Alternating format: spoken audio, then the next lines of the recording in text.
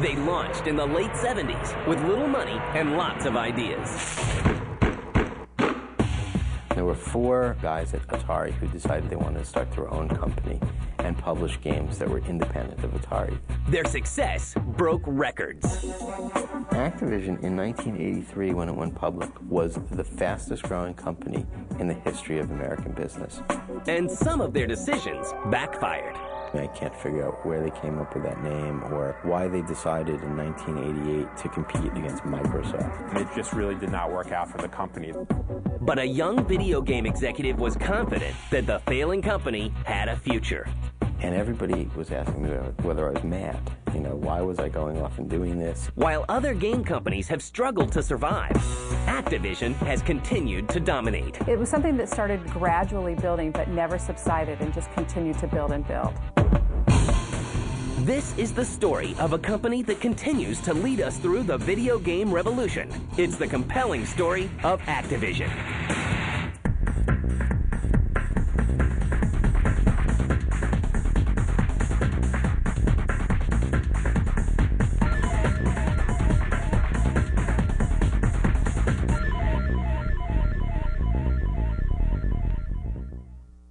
The story begins in 1979, when another company is making headlines.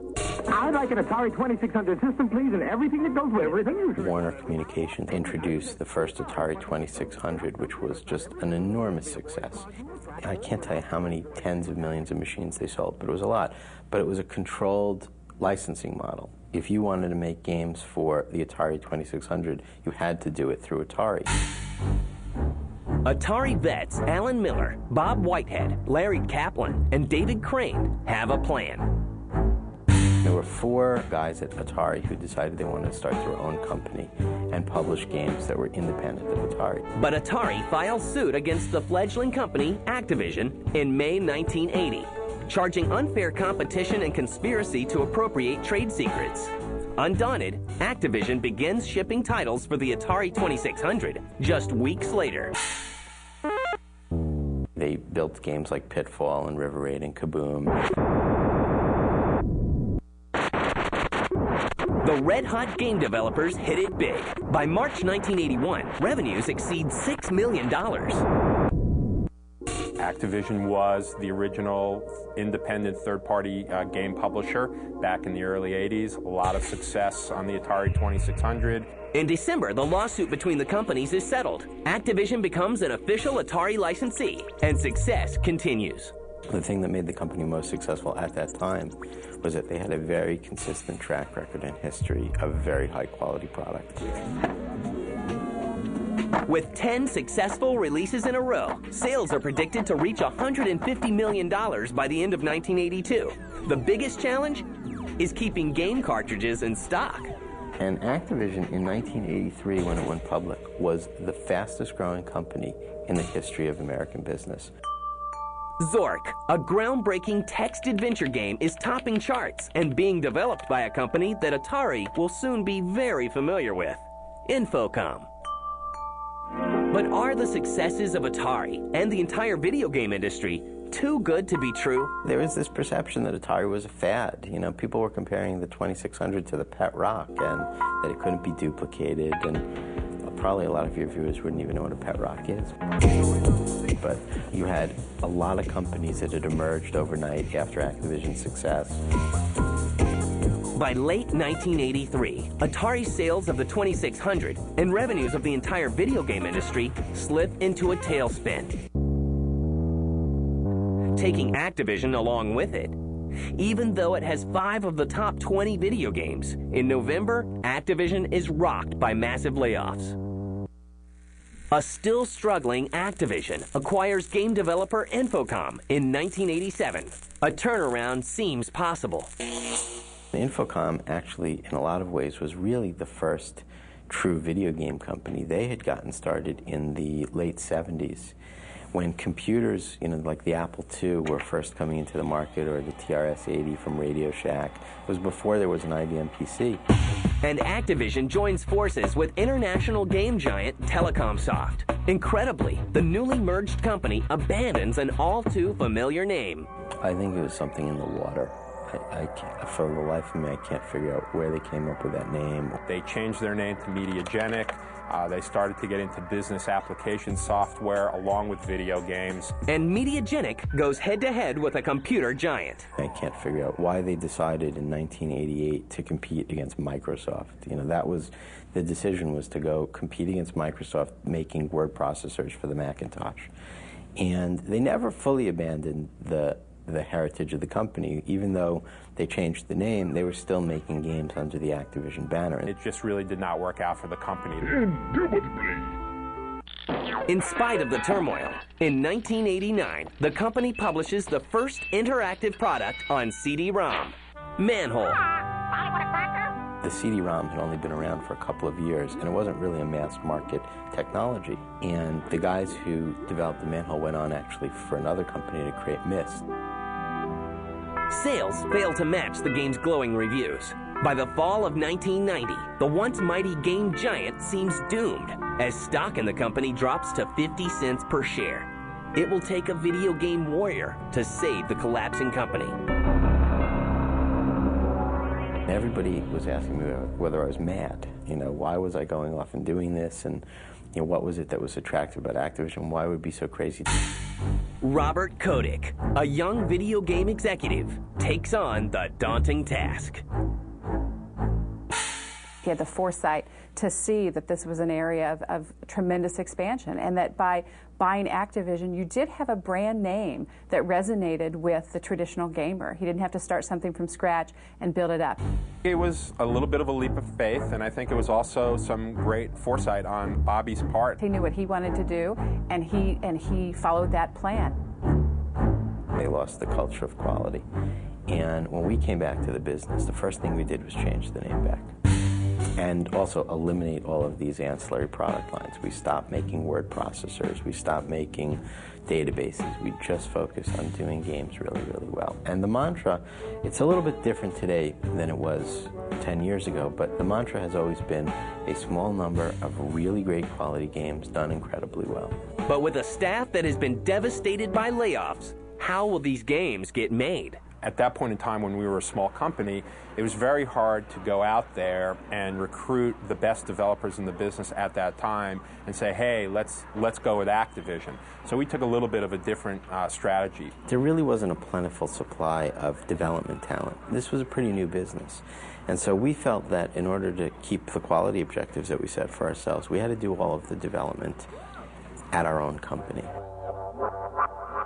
We took lots of very young, bright, talented people who may not have necessarily had a lot of gaming experience, but really were passionate gamers and wanted to make games for a living, and we brought them into Activision. We helped teach them how to make games. We had to hire the programmers and the artists and the animators and manage them, because we really didn't have third parties that could provide that capability to our quality level. And it used to be 100% of our products had to come from our own internal studios. The addition of Kotick helped bring Activision back to life and doing what they do best, creating games. But his next endeavor would be the riskiest of all, reinventing the wheel.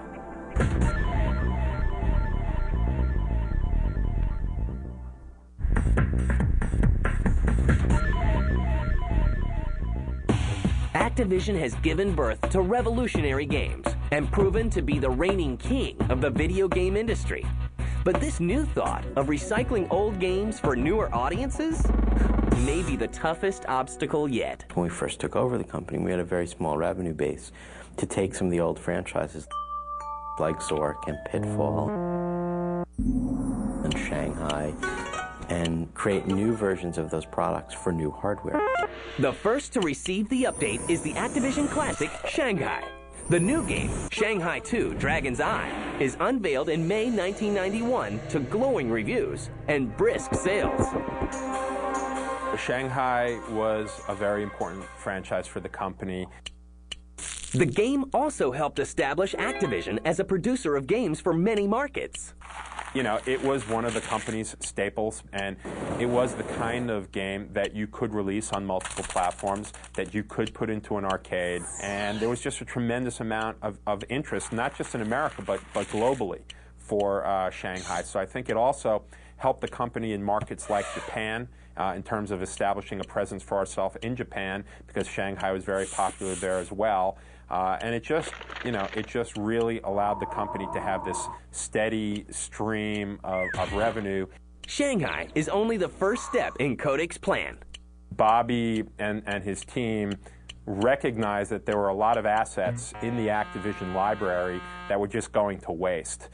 Properties like Pitfall or River Raid or Kaboom or Zork that go back many, many years that really captured the hearts and minds of gamers. And what we thought is you have a combination of great intellectual property, incredible development technology, and if we had to take those treasures and make them into new great games. And those memories are updated in thrilling and successful new versions of longtime Activision favorites, including Pitfall. The original Pitfall, due to the graphical limitations of the early 80s, it was basically Pitfall Harry, a stick figure, going across a puddle, two-dimensional, on a vine, which was just a straight line. And now all of a sudden it's 10 years later, and you can just imagine what we can do to create waterfalls and crocodiles and lush environments to really bring Pitfall Harry and his adventures to life. And Zork. Zork, in many ways, is even more remarkable because it was a text adventure game. Nothing but text. And so, in certain ways, it's almost like taking a book and turning it into a movie. Being able to take the written word and turning it into a 3D action adventure game.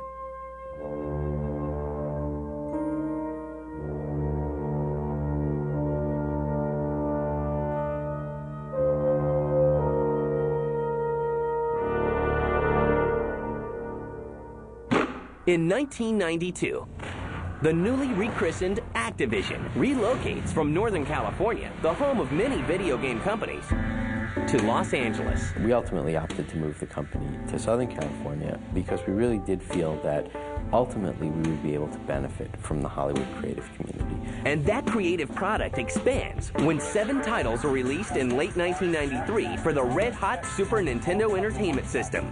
The offerings include updated favorites such as Shanghai 2 and an intriguing new robot combat game named Mech Warrior. That was a mega hit that allowed us to take advantage of all the new 3D technology, and so it became a huge bundle item. And it was allowed to go into all these bundles with all the 3D cards and computers that were coming out at the time. And I think at that point we started to get more diversity in our games and started on our path to where we are today. Brisk sales of Mech Warrior, updated classics, and new titles convinced Kodak that the future of Activision lies in a mix of the past favorites and brand new franchises. Yet the emerging company is at a crossroads. We had the challenge of competing against other smaller $100 million companies like us for development talent, for marketing talent, for sales talent, for intellectual property rights, for technology talent. And our fear was that at much less than $500 million, we wouldn't be a big enough company that we could have predictable operating results. In the mid-90s, when we were growing and always trying to get to the level we are today, is we always had one big hit that really kept the company moving forward. So we went into sort of this mad dash mode to go from 100 million to 500 million in 3 or 4 years. Had we not done that, I'm not sure that we could have remained an independent company today. In April 1995, Activision enters an agreement to develop titles for Sega Saturn, PlayStation, and Nintendo Ultra 64. Strategic alliances with third-party game developers also increase their success. Through an agreement with id, the blockbuster game Quake is created. And once we were able to start working with id, I think other people said, wow, if id likes working with Activision, maybe we should start talking to Activision. I think our whole approach to the development community is to be a partner with the developers. And this is what we really said to id. Your success is our success. What is Redemption PS2? What it's really about is trying to make the consumers happy each time they buy an Activision title. Every proposed title must make it through a demanding approval process. We have a very extensive greenlighting process where we look at the market potential. Is a genre growing or declining?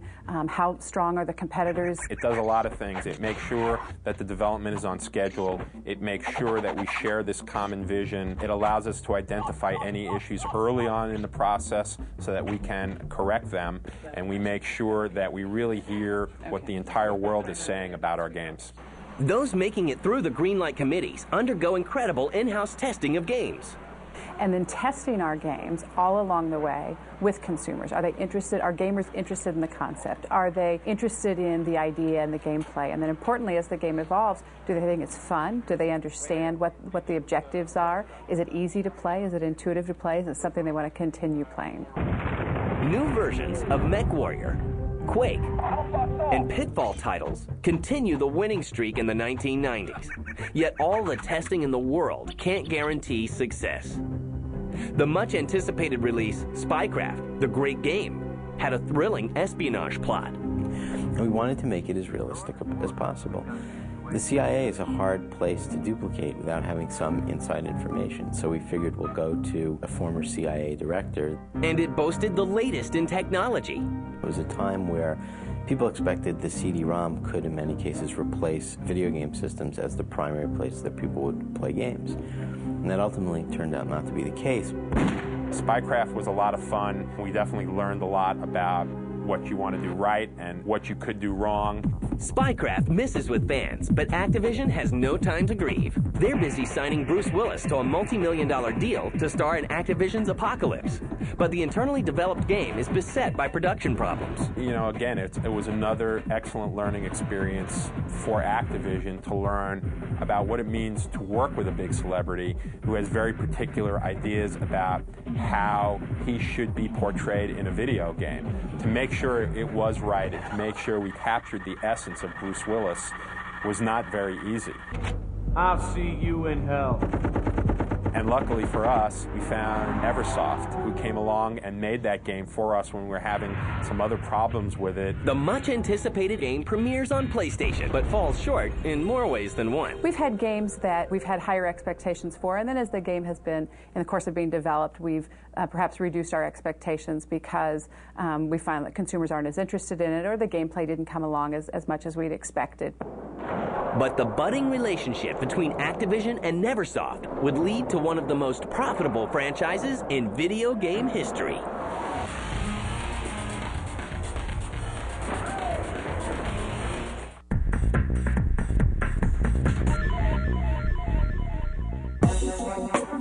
By 1996, Activision has grown from a small California game developer into an international video game giant. There's only one other company that has, like we do, in excess of $700 million of revenues, and that's Electronic Arts. And that's probably the reason why you see both of us as competitors, the two most consistent operators and the two most consistent in operating results of all the publishers. In 1999, Activision acquires Neversoft, a company that leads them toward a brand name that will make them millions. I think everybody was surprised about how successful it was. We all knew it was going to be successful, but the magnitude, it is one of the top-selling franchises ever. We didn't think that we would hit it so right on the first try. To get the highest-rated video game in the history of the PlayStation on your first try in a new category was a surprise. As we did concept testing, we found out that skateboarding is not about racing, it's about tricks. And so that is what started us on the track of making Tony Hawk's Pro Skater, the first one, and subsequently all of them, about tricks. I guess we really captured the entire action sports lifestyle elements and put them all together in a product with the right developer in Neversoft, the right athlete in Tony Hawk, and the right type of music, the right type of environments into something that turned into a really special game and franchise. From the very beginning, Activision knew Tony Hawk would be bigger than life. when we present at E3 and you get the excitement from the industry and from retailers. It was something that started gradually building but never subsided and just continued to build and build. In June 2000, Activision releases hits such as Dark Reign 2, Vampire the Masquerade Redemption, and Chicken Run Fun Pack. But it's their agreement with legend Matt Condor Hoffman that has fans really psyched. We actually knew it was going to be a great game. The gameplay behind BMX is a lot of fun. At this point, it's the #5 PlayStation game since it's been released, so we're very happy with its success. Incoming torpedo. And the hits keep coming. Activision releases Star Trek Invasion in September 2000, the first game that fans feel truly captures the magic of Star Trek.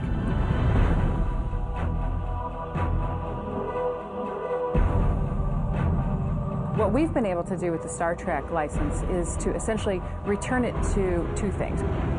Both true to the brand, so that it's not outside the realm of what people believe Star Trek is and should be, and importantly, to improve the game quality. One of the things about Invasion is that it was a console game. Most of the Star Trek games are PC games. I think console games are a little bit quicker, a little more action-oriented. By late 2000, Pro Skater 2 is #1 on the U.S. retail charts. Sure. Well, I mean, Tony Hawk has had all the attention because really, I mean, we've launched Tony Hawk 3 different versions now across multiple platforms, but we're in the process of launching all of our action sports. They're under an umbrella brand called Activision O2. And it's our extreme sports brand. Other extremely popular athletes soon joined the Activision O2 bandwagon, like Sean Murray and Kelly Slater. Kelly Slater's pro surfer. Kelly Slater is probably the most recognized name in surfing, and we'll be launching a game with Kelly Slater this summer. Sean Murray on wakeboarding will also be coming out. Wakeboarding's less known than a lot of the sports, but it's a lot of fun. Now that we have the scoop on the athletes, what's the scoop on the consoles? As a third-party publisher, Activision hopes all the first parties succeed because the more hardware that's out there, the more software will sell. So we're excited to see someone with the strength of Microsoft and the resources of Microsoft enter this industry. PlayStation 2 has still sold more game units this holiday season than anybody else has, so they're certainly a factor that no one can forget about. Sony has established a wonderful franchise in PlayStation, and the PS2 is a great machine and has arguably some of the best games, certainly the most games out there right now. Activision is one of the most highly regarded game companies in the world. They've created video games that have changed the industry and managed to prevail over every circumstance. And they have no plans of slowing down. We just know we have to take it to the next level. What do we got? But it's no harder to do that in the future than it was in the past. You're always trying to push the envelope of game playing. You're trying to have the latest and greatest visual technology and sound technology. And at the same time, you want to be innovative and fresh and give something new to people because they don't want to play the same thing over and over again. All right, I gotta go back to work. Not easy, but a lot of fun. Well, actually, the industry is poised right now to take off and grow significantly over the next couple of years with the introduction of the new hardware. And we have several things sort of up our sleeves. We've got expansion of our current franchises led by action sports.